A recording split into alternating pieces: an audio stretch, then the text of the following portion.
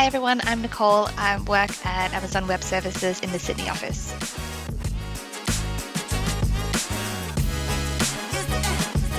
I currently work as a customer solutions manager, which is really a strategic advisor or trusted partner to our customer. Or very simply, I like to say we're the voice of the customer. My journey so far is actually very different to what I thought it would end up being. I studied actuarial studies in university, but ended up doing a tech career, well, starting in tech in a fintech company, I think about 12 years ago, but found myself with a passion for delivery and ended up being the founding members for a professional services team within that company. And that took me to London for a couple of years to grow the team there, and then back to Australia, where I actually slowly found my way to AWS. It's a bit of a mix. It's a hybrid role here. So we do about 3 days in the office, 2 days at home. My day, because I'm a little bit of an organizational, I start my day by looking through my own task board. So I actually have a Kanban board or a task board for myself where I look at all the tasks I have to complete for the day. And then I'm usually out, and I would say majority of my day is with meetings with my team members, my stakeholders, my customers. We also run a lot of initiatives outside of my day job. So running those initiatives and workshops, but I would say heavy, meeting heavy role. We do discovery sessions, solution workshops, status updates, things like that.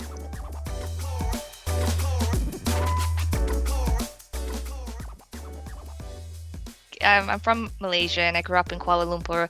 I came to Australia when I was 18 or 19 years old. I think if you know the economic climate in Malaysia, I definitely wanted to get out and get overseas education to give myself more career opportunities. So I found myself in Melbourne, where I studied actuarial studies at the University of Melbourne.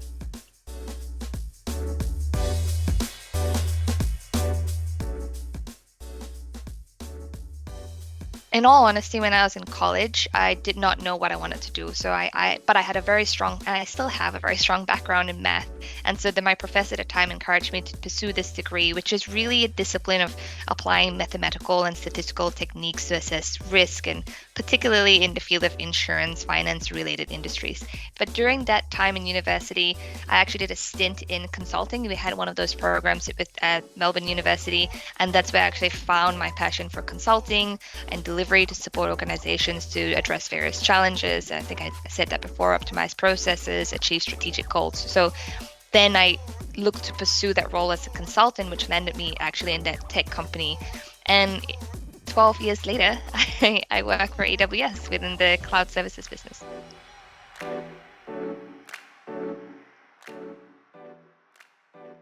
I would say a misconception. I think to an extent you have to understand technology and the company's products. So if you don't understand cloud, I mean, there's definitely opportunities to learn. We have certification programs. It's one of the things that I think Amazon is great at. We don't hire based on not just on your experience, but also if you carry those leadership principles. So I would say you don't have to be as technical. I myself am not as technical as some of the engineers or solution architects. There are different roles within the organizations, there are different skill sets like program management, stakeholder management, strategic and or design thinking, which are so important. So it depends what you're looking for, what your strengths are, but there's definitely a place for everyone.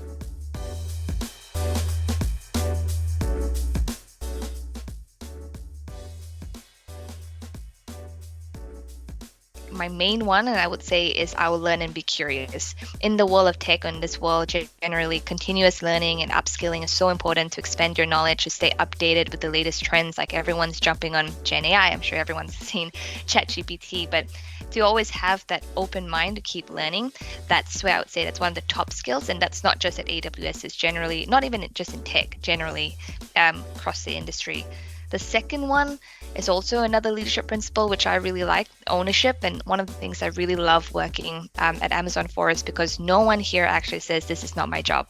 Everyone here is eager to help or ready to collaborate and take full responsibility of helping you or you yourself achieving your desired outcome. So that's really important. It's never led me astray to embody ownership in everything that I do. And the last skill is a growth mindset. It's really how you reframe some of the failures that you've had and see them as opportunities and embracing challenges. That's going to help you through. And that's what's probably made me as successful as I'm at AWS.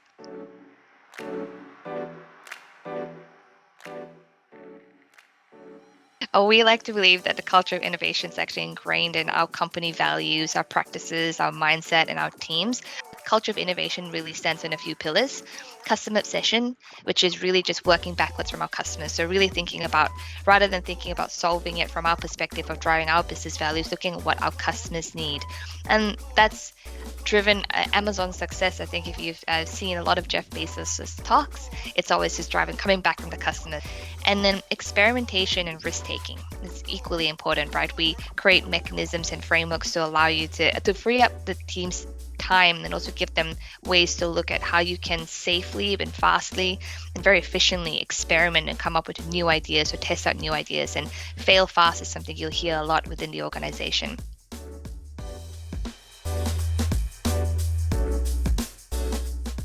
And I think it's a very unique and innovative approach to mainly product development or problem solving.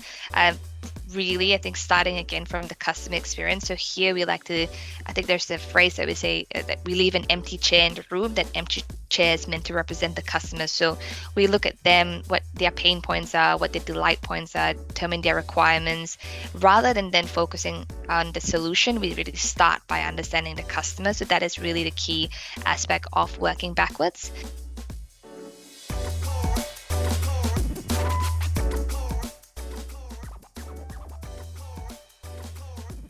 I would say the easiest one is whenever you're thinking of a problem, or rather than thinking about what the solution is who am I solving this for, and what are they saying, what are they asking for.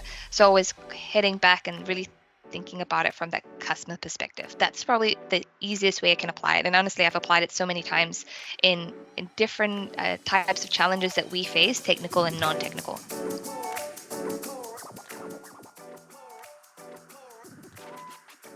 So many. I would say I love the culture. So I love the diverse people that I've met. Everyone's from either a different country, different role, but I'm sure what we all want to hear, and everyone's going to say, the free food, the pool tables, the beer and tap. Sure, there are tons of perks, but it's also the opportunity, because it's such a global company, to actually travel to the different locations. Like I myself am headed off to London on Sunday for 2 weeks for a couple of workshops. I was in New Zealand, I think 2 weeks ago. So just having that opportunity, that global exposure, that's probably one of the biggest perks.